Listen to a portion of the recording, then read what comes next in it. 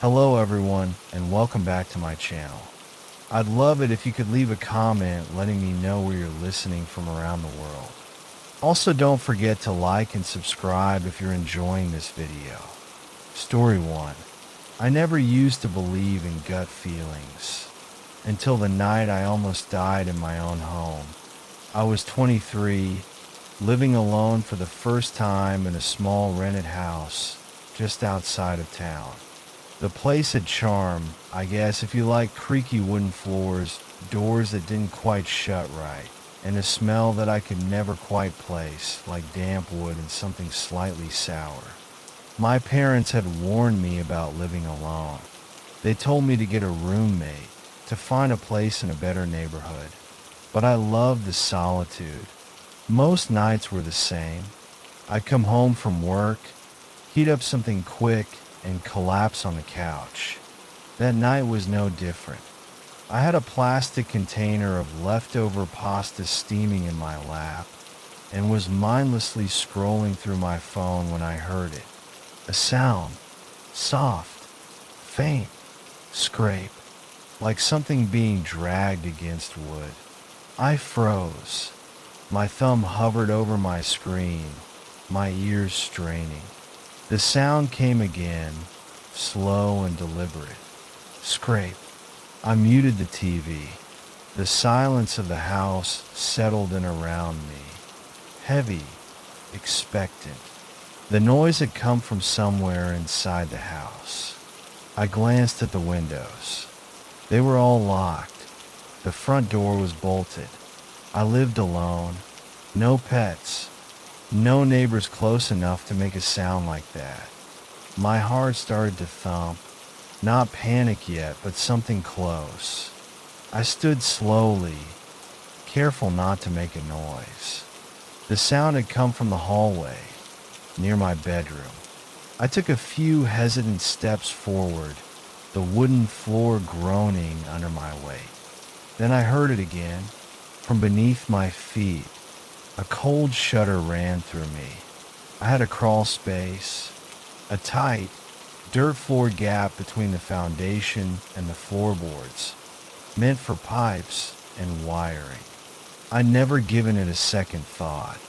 Until now, I swallowed hard, trying to convince myself I was being paranoid. Houses settle, right? Maybe an animal got in somehow. A raccoon. A stray cat. I took a deep breath and went to the kitchen, grabbing the heaviest thing I could find, a cast iron pan. The weight of it felt good in my hands. Solid, reliable. I knelt by the vent that led to the crawl space, pressing my ear against the slats. Silence. I let out a breath I hadn't realized I was holding. Maybe I was imagining things. Maybe a whisper. I went cold. The voice was low, just barely audible. I know you're alone. I shot back so fast I hit my head on the wall behind me. My lungs seized.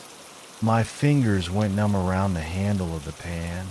That hadn't been my imagination. That had been real. Someone was under my house. I scrambled to my feet and ran. I didn't even think about grabbing my keys. I tore the front door open, sprinting barefoot across the yard to my neighbor's house. My fists pounded on their door, breath hitching in my throat. Mrs. Green answered, her face crinkled in confusion. "Sweetheart, what's wrong?" There's someone in my crawl space," I gasped. She ushered me inside, locking the door behind me before calling the police. We sat in her living room, her warm hand gripping mine while I tried to stop shaking. I kept picturing the vent, that voice. The cops arrived in under 10 minutes. I could see the flash of their lights from Mrs. Green's window. They searched the crawl space, their voices muffled through the walls. Then one of them stepped out onto my porch, speaking into his radio. Another waved me over. I didn't want to go, but I had to know. When I stepped onto my lawn, I saw the officer standing by the open crawl space hatch. His face was tight, eyes unreadable. "We found evidence someone's been staying under here for a while," he said. My stomach twisted. "Well, what kind of evidence?" I managed. He gestured inside with his flashlight. I forced myself to look. A dirty sleeping bag, crumpled fast food wrappers, an old plastic water bottle, a small pile of clothes, stiff with filth, and a knife, rusty, jagged, the kind you'd use for gutting fish. But that wasn't the worst part. I followed the beam of the officer's flashlight, and that's when I saw it. A hole in the floorboards, small but big enough to see through, positioned directly beneath my bedroom. My stomach dropped. "He was watching me," I whispered. The officer nodded grimly. "Looks like it."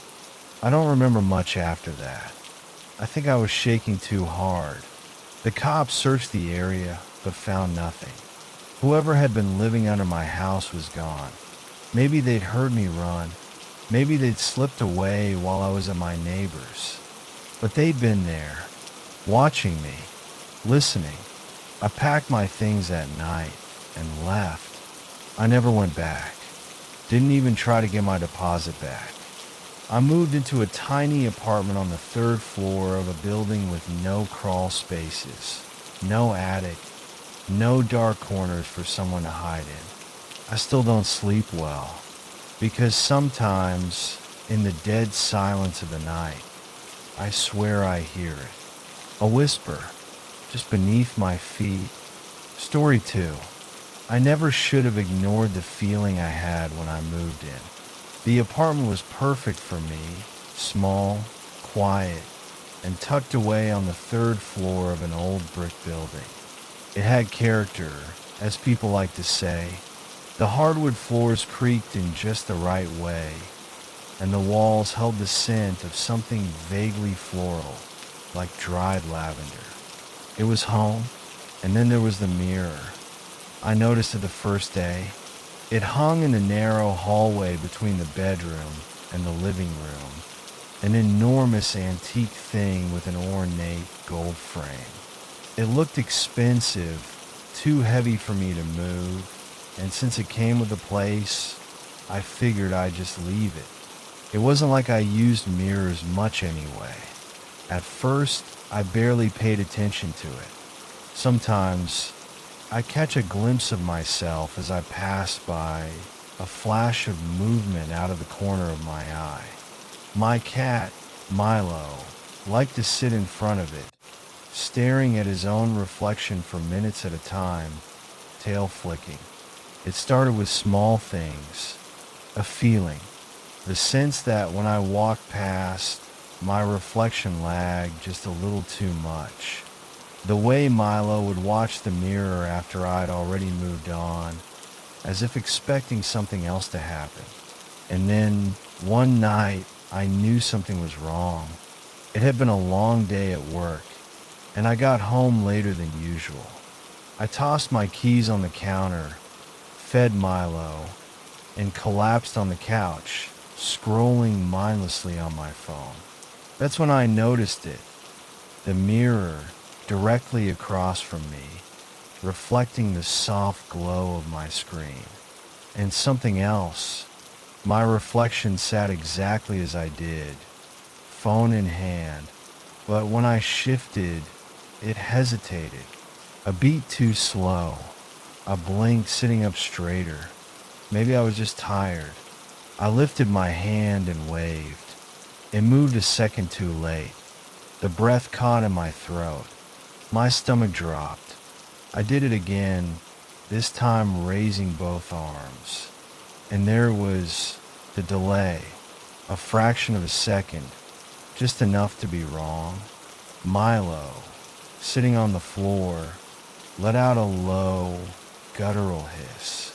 Then the thing in the mirror blinked. I hadn't.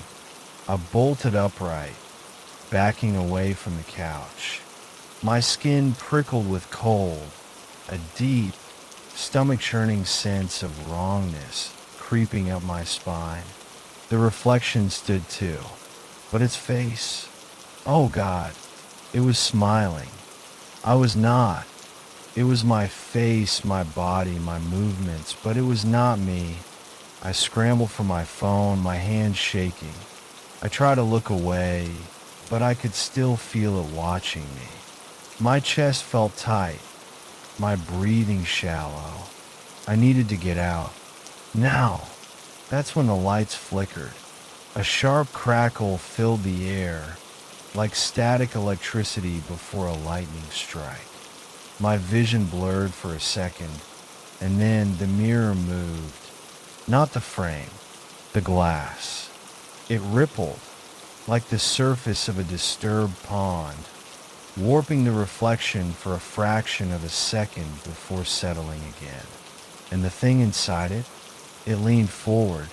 I grabbed Milo and ran. I didn't stop until I was in my car, my heart slamming against my ribs, Milo trembling in my arms. I booked a hotel and didn't look back. The next morning, I did something I never thought I'd do. I called a paranormal investigator. The guy was older, in his 50s maybe, dressed in a worn leather jacket with tired eyes that told me he'd seen things he didn't want to talk about.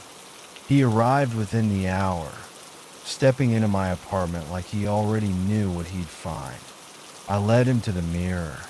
He took one look at it, exhaled through his nose, and asked, "Did you ever check the back of it?" I hadn't. Together, we pulled it away from the wall. My stomach dropped, scratched into the aged wood backing. Asterisk, asterisk on the inside of the glass. Asterisk, asterisk were 3 words, jagged and desperate. "Let me out." The investigator turned to me, his face grim. "You need to get rid of this," he said. I didn't argue. We took it outside, down 3 flights of stairs, and smashed it in the alley behind the building. I half expected something to crawl out of the shards, but there was nothing, just a hollow, lingering sense of something watching. That night, my apartment felt different, lighter. The air didn't feel thick anymore.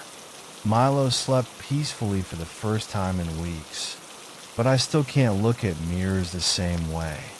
Because sometimes, just for a split second, I wonder if I was the one who got out.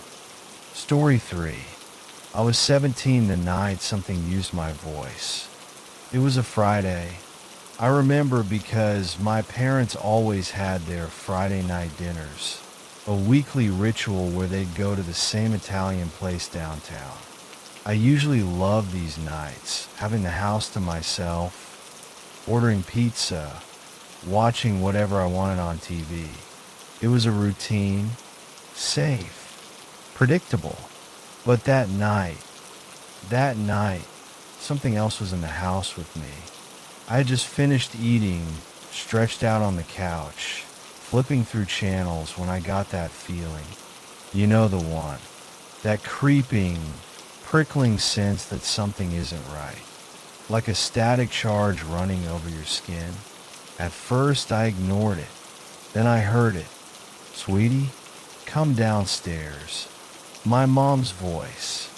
It floated up the stairwell, soft and warm. But she wasn't supposed to be home yet.